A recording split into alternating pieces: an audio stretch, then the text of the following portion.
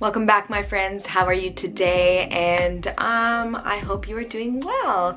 So today's video, we are going to be talking about and trying to differentiate, navigate through the differences between fate and free will. Now, just a disclaimer, obviously, fate and free will is a topic that has been debated for many years, and it still continues to be a topic where many of us contemplate if our life is either predestined or if we have true free will, if we have the opportunity to make every single choice that will eventually unfold the chapters in our life. So let us take a look and dive in to the differences between fate and free will and how they're actually intertwined. So let's get into it. So first things first, I am a true believer that we are all fated, F-A-T-E-D.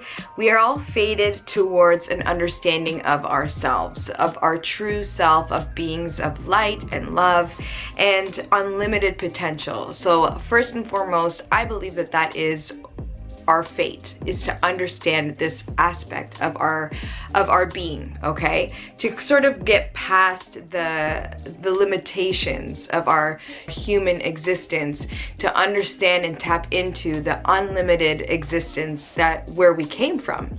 So free will comes in because free will is the way we navigate through life, the way we navigate through our choices, or which direction we go in order to hit that predestined point, that fated lesson.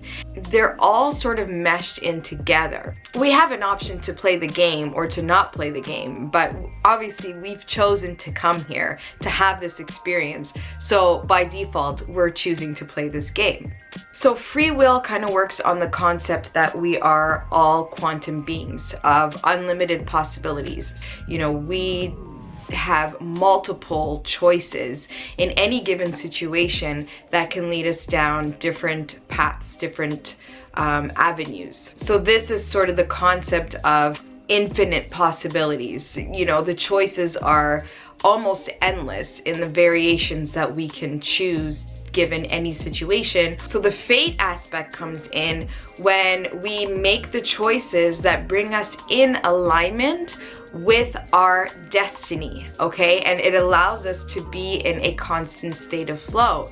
Now, every time we feel a need to resist a change or resist like an occurrence in our life, this is going to again bring us down a different path. But eventually we always end up where we're supposed to be. So that's where fate kind of comes in. So essentially what I'm getting at is that fate and free will are all part of the same coin. So let's talk about karma, because really this is what it kind of boils down to in a way, is that our actions will react and come back to us with equal energetic output. And then it sets out there a frequency that responds back to us and essentially is the aspect of karma. So our actions is an energetic output that ends up becoming a reactive response in our life. So that's where karma comes in. Now, an Indian monk, who some of you may be familiar with, who is also a yogi, he wrote a book called The Autobiography of a Yogi. And this philosopher is what I like to call him, Paramahansa Yogananda. He wrote about the concept of karma and how it relates to fate and free will. And basically, his words were that 75% of our life is predetermined and the other 25% is free will.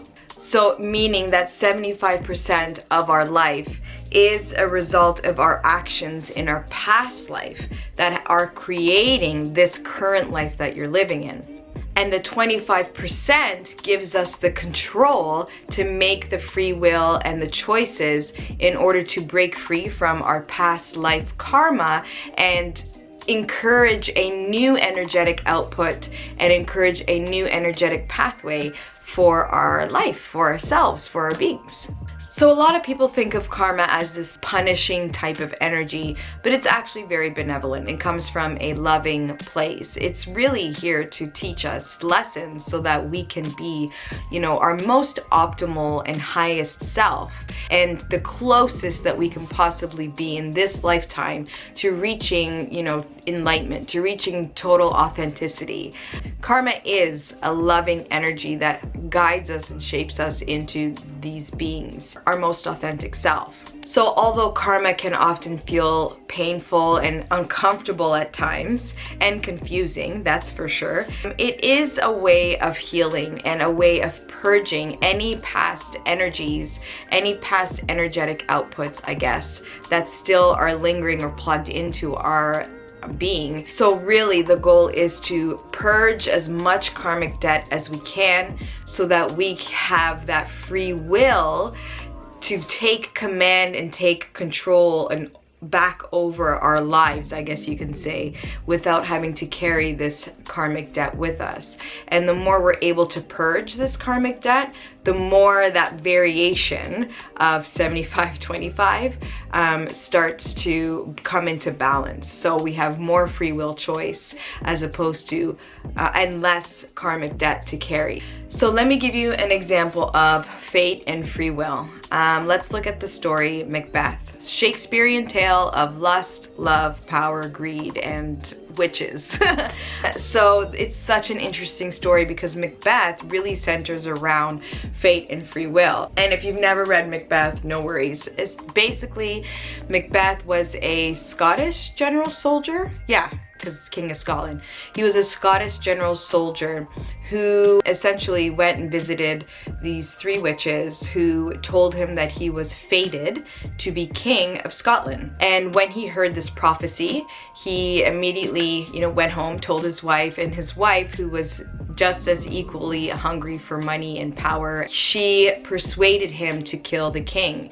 And Macbeth, being ambitious and being sort of tempted by this lust of power, did exactly that. He killed the king, and then therefore he became the king. Spoiler alert, all the choices he made throughout the story ended up to his downfall because of his choices, his free will to get to those particular moments in his life that were fated. So he was going to be king of Scotland, but because of his ambition, I guess you can say, well, ambition and greed, he changed the course, he changed the path, because obviously he offed the king.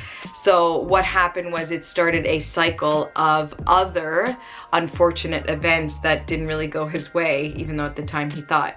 So there's an example of how, there's lots of ways to get to the destination, just like when you're driving down a road and there's lots of, detours you can take. So that's an example of fate and free will. So our fate is, our free will is outlined by our choices. It's the possibility of making a decision, and then once we make that decision, what we could have chosen made another decision, or chosen another path, or chosen another, like it just keeps on unfolding. And essentially what you end up doing is creating multiple realities of yourself when you're thinking of what choice to make. And essentially that's you living in free will when you're deciding the choices to make through these events. So I kind of talk about fate and free will sort of in a video that I did about soul contracts, and how we make agreements before we come onto this earthly plane that we want to learn certain lessons, and we want to hit certain points in our life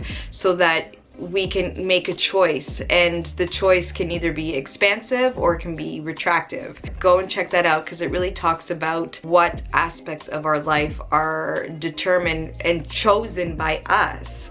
So in a way it's like free will, but we've chosen to have that as part of our destiny, if that makes sense.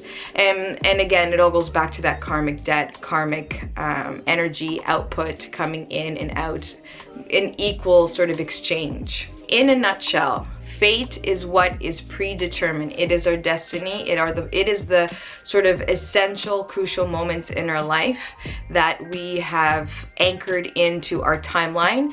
But Our free will is the choices we make to hit those points. So with that, I will leave you with a quote from Yogananda, and that is, look to the past as a guideline to improve the future, but seek perfection in the eternal now. I hope you enjoyed this video today. If you have any questions, please feel free to comment down below, and make sure to subscribe, give it a thumbs up, and share it with someone that you love. Thank you. Have a great one, and much love to you all. Bye.